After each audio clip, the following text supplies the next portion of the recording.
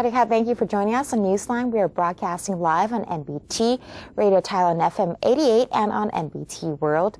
It's Sunday, December the 21st, and you're with me, Tra Chirakasan.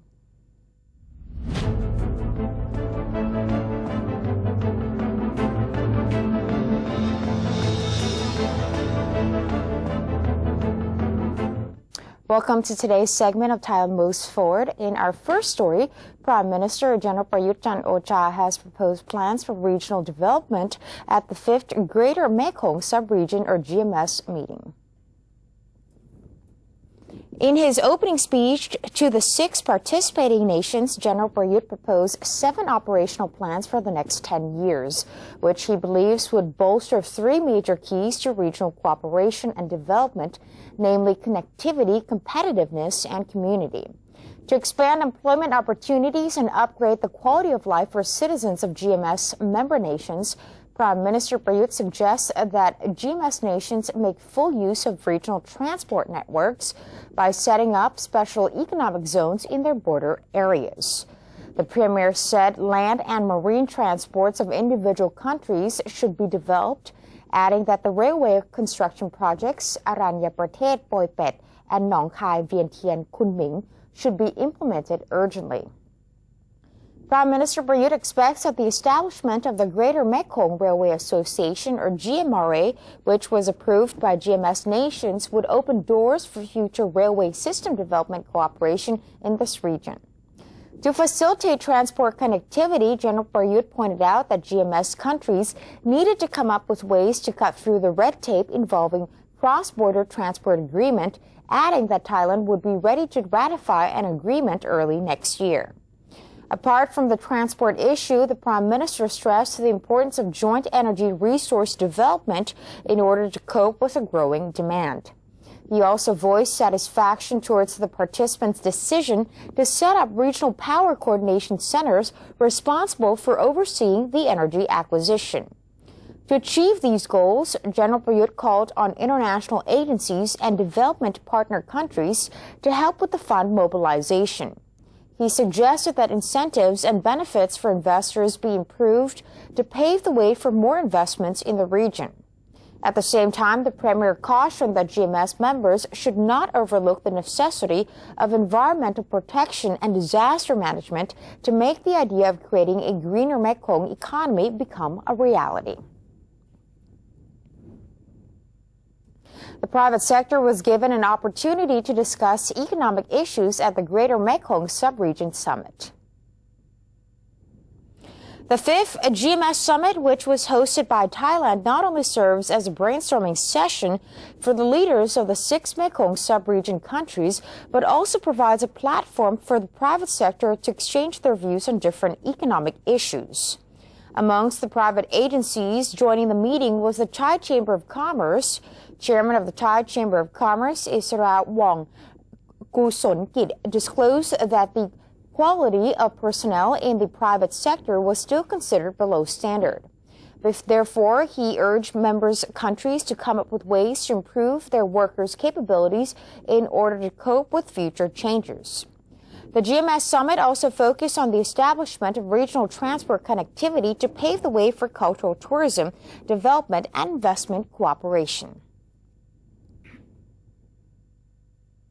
Thailand and China have signed 2 agreements on railway infrastructure and agricultural trading to boost bilateral relations between the 2 countries.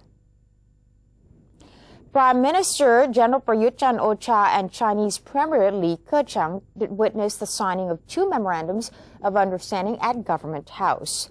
The first addressed the cooperation on Thailand's railway infrastructure project development, and the second MOU was in cooperation in regards to trading of agricultural products. This is the first time both leaders met in Thailand, and the Chinese Premier and delegates were warmly welcomed by the Prime Minister at Government House in Bangkok. The MOUs were signed at the Shangri-La Hotel in Bangkok, and the theme of the summit is committed to inclusive and sustainable development in the GMS. Prime Minister General Prayut Chan-o-cha has urged the agro-industry to boost its competitiveness by making the products outshine those of other countries. During his televised speech, Prime Minister Prayut disclosed that local Thai fruits were best liked among Indian consumers thanks to their fragrance and extraordinary taste. He added that the government was planning to approach India for a bilateral trade agreement, but would first have to review details of the deal before opening a negotiation with India. However, General Prayut pointed out that transport and safety standards were obstacles to the expansion of Thai agro export.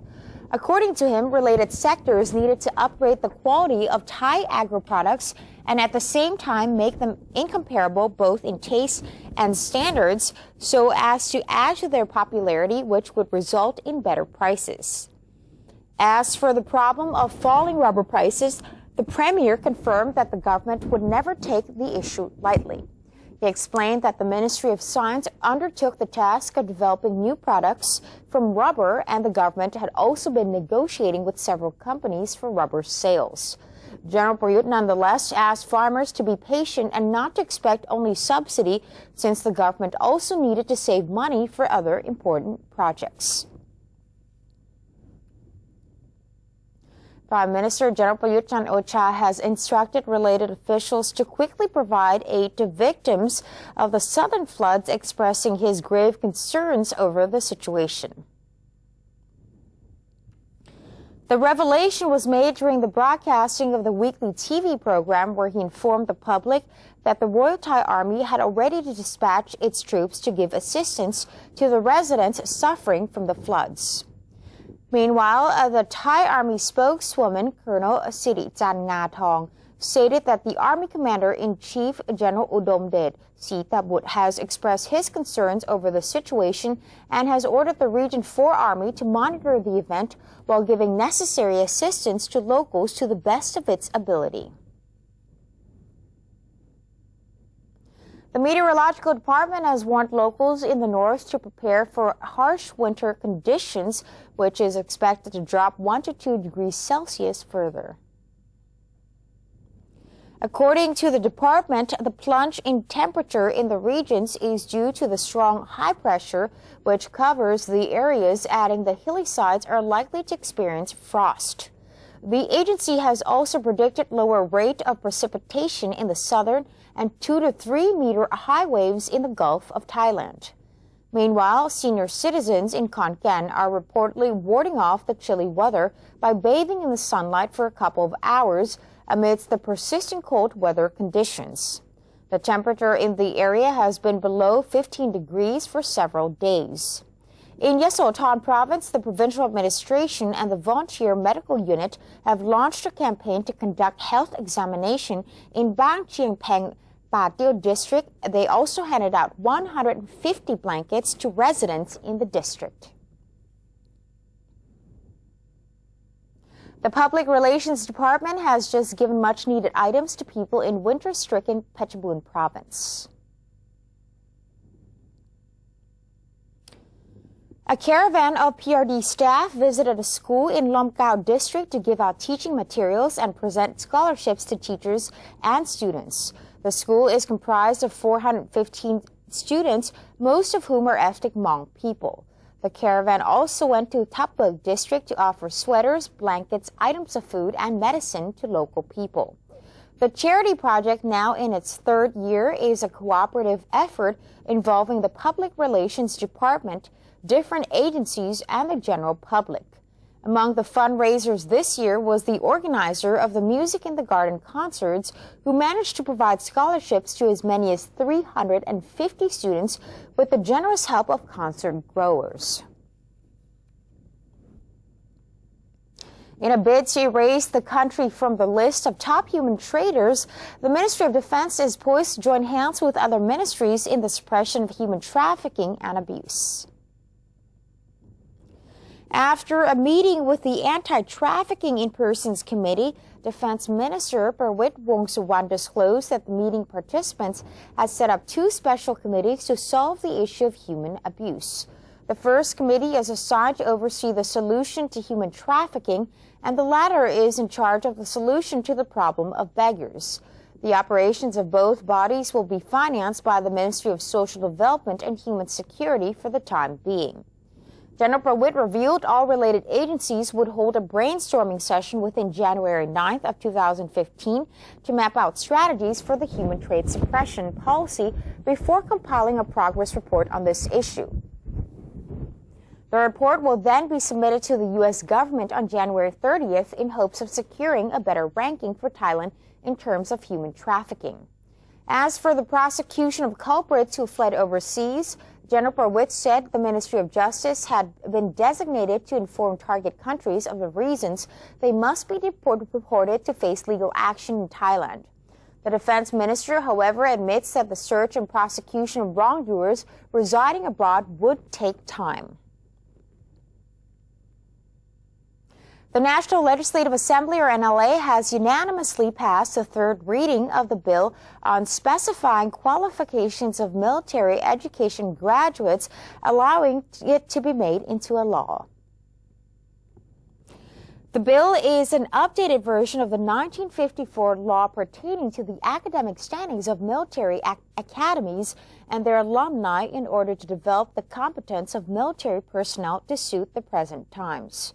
For example, the bill enables military academies to offer doctorate-level programs as well as issue higher graduate diplomas and graduate diplomas to military cadets.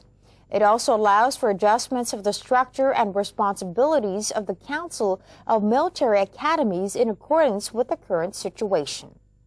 The committee that examined the bill presented it to the floor with certain proposed amendments, such as the renaming of the Royal Thai Air Force Academy and the cancellation of the two-term limit for members of the Council of Military Academies, making their position a tenured role. After deliberating the committee's proposal, the NLA voted 181-0 with 4 abstentions to pass the third reading of the bill. The Bangkok Metropolitan Administration, or BMA, is planning to hold a year-end prayer session and a massive New Year almsmaking at Sanam Luang in front of the Grand Palace. The announcement was made by Deputy BMA Governor Amon Kitchawengkul, who said the events are joint efforts among the government, the private sector, and a myriad of associations. The prayer session will be held on December 30th to January 1st with an emphasis on the preservation and promotion of Thai culture. Mr. Amon said that the organizers would parade a revered Buddha image, Phra Phutta Nawa Ratchabopit, from the BMA headquarters to the praying venue of Sanam Luang for the public to pay respect on the occasion of the New Year. He said the actual prayer session would start at 5 p.m. of December 31st and conclude in the morning of the next day when the almsmaking would take place. The Deputy Governor said the almsmaking would kick off at 7 a.m., adding that there will be 189 monks participating in the event. The research office of CIMB Thai Bank has predicted a lower than targeted national economic growth next year due to an expected slump in investments from both government and private sectors. Researchers at CIMB Thai stated that the Thai economy would take time to fully recover, citing that various setbacks such as fluctuations in the local economy, monetary market, and capital market would likely hinder the recovery progress. The research office also pointed out that given the substantial delay in the administration's disbursement of investment funds, public investment might grow only 7.9% as opposed to the earlier expected 8.5%. Household debt, meanwhile, could pull down the growth of domestic consumption 2.6% from the previously targeted 4%. The researchers also expect the export sector to expand 3.6%, decreasing from the previous target of 6.1%, citing the global currency movement as a prime factor. The annual economic growth target was thus targeted down 3.3% from the initial figure of 4.5%. The office also indicated that retailers in remote provinces would be negatively affected as well if the ASEAN member nations decided to reduce their benchmark rates as a way to stimulate exports. And that's the end of today's edition of Thailand Moves Forward. Before we take a quick break, let's have a look at the exchange rates and commodity prices.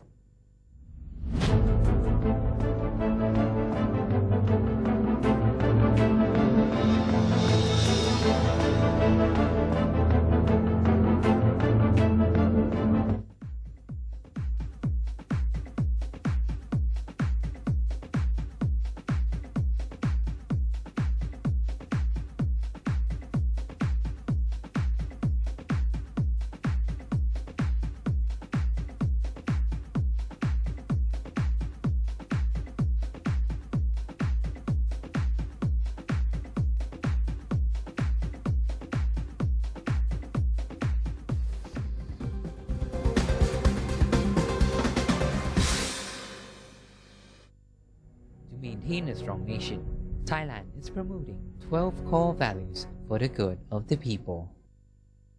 The 11th core value: keeping physical and mental strength, unyielding to evil powers or desires, having a sense of shame over guilt and sins in accordance with religious principles.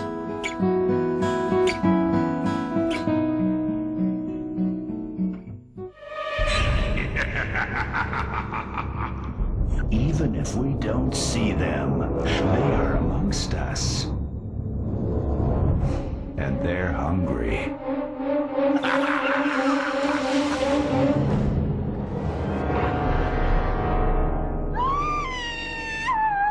Slay your power-sucking monsters. Take their power away. Think when you plug. Faithful Buddhists are invited to donate to the building of a huge Buddha statue known as Praputta Metta. It's to be constructed at Tepratown Temple, Soi Dao, Jantaburi. With a 20,000 baht donation, the donor's name will be engraved on the foundations of the statue. Those wishing to contribute may make their donations at the Royal Thai Embassy or at the Consulate General in each country, 7-Eleven convenience stores, and stores with counter service signs, Rung Thai Bank, Siam Commercial Bank, or Bangkok Bank. Please contact the phone numbers shown for more details.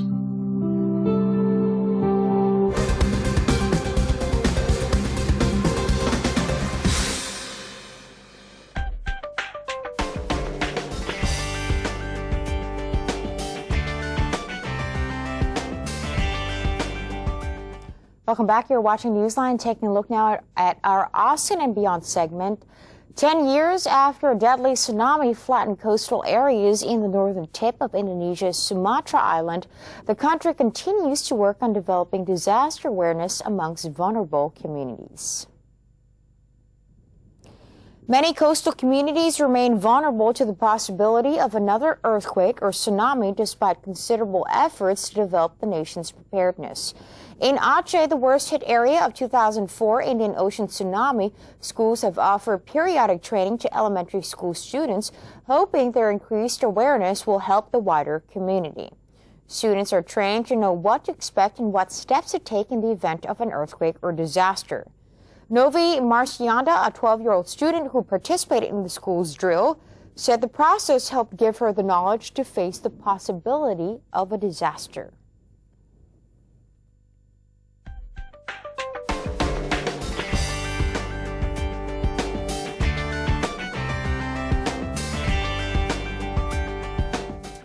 Taking a look now at what's happening around the world, grief over a Taliban massacre in a school in Pakistan is slowly giving way to widespread disgust and anger throughout the country. Gunmen wearing suicide vests attacked the elite military-run Army public school in Peshawar on Tuesday, December 16th, methodically gunning down 132 students and 9 staff members. The attack, which is the bloodiest massacre the country has seen for years, stunned a nation used to almost daily attacks on security forces in public transport, marketplaces, and even in places of worship. Grieving Pakistanis held processions and candlelit vigils across the country in mourning. However, 3 days after the shocking incident, tempers are rising and calls for strong action against the terrorists are increasing. Thousands of workers of Mutahida Kwame Movement, or MQM, a powerful regional party, gathered at their headquarters in Karachi to protest the attack. Holding placards reading "Crush Taliban to Save Our Children," the protesters chanted slogans against the militants.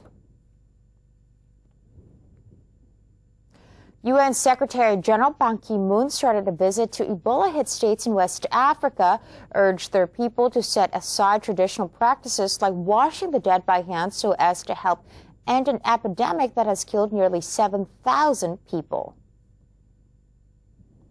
The UN chief arrived later on Friday in Sierra Leone, where infection rates are rising the fastest and now accounting for more than half of the 18,603 total confirmed cases of the virus. Infection is spreading rapidly around the coastal capital of Freetown, where some aid workers say public information efforts have lagged.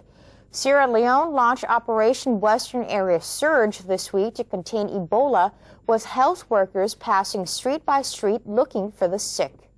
Ban said he hoped to use his two-day tour of the region, his first since the outbreak was detected in March, to raise the profile of the fight against the disease and to thank the thousands of health workers who have participated. The virus, which causes vomiting, diarrhea, and bleeding in its final stages, is spread by contact with the bodily fluids of the sick. It has no known cure and had never struck in West Africa before. A cyclist miraculously cheated death after bumping against a 14-wheel truck and rolled down under it in the city of Negbo, East China's Zhejiang province. Surveillance video footage shows a container semi-trailer turning right at a crossroad, colliding with a cyclist at around 12, and the cyclist is seen being forced off his bike, ending up under the truck. He miraculously avoids being run over by the vehicle tires after the truck drives on without stopping, and the man appears to be sitting up. Emergency service workers treated him on the scene and found he suffered only minor skin injuries. The local traffic police attributed the cause of the near-fatal incident to the driver, who failed to notice the presence of the cyclist in the blind area when he was turning right. Mexico hopes the number of the striking orange and black monarch butterfly colonies in the country increased this winter after low numbers last year. The 3,000-mile or 4,800 kilometers mass migration of monarch butterflies in North America is one of the insect's world's fantastic feats, with millions embarking on the arduous journey from as far north as Canada down into Mexico and the California coast each autumn. The number of migrating monarchs has plummeted in recent years. Experts said while an estimated 1 billion monarch butterflies migrated to Mexico in 1996, the number stood at about 35 million this past winter. Threats to them include habitat loss due to human activities, pesticides, and climate change. Scientists at the Ecosystems Research Center at the National Autonomous University of Mexico in Morelia recently developed an organic fertilizer that is being spread throughout the Oymel fir forest of Mexico to protect the butterflies. And that's it for today's edition of Newsline. For any comments or suggestions, please feel free to email them to us at newsline.nbt@gmail.com. You can also follow us on Facebook. Just simply type in NNT, or check out our website at thainews.prd.go.th/newsing. We're going to say goodbye with footage of the celebration of the Thai national football team after winning the AFF Suzuki Cup. I'm Tra Thirakosan. Have a wonderful day. Sawasdee ka.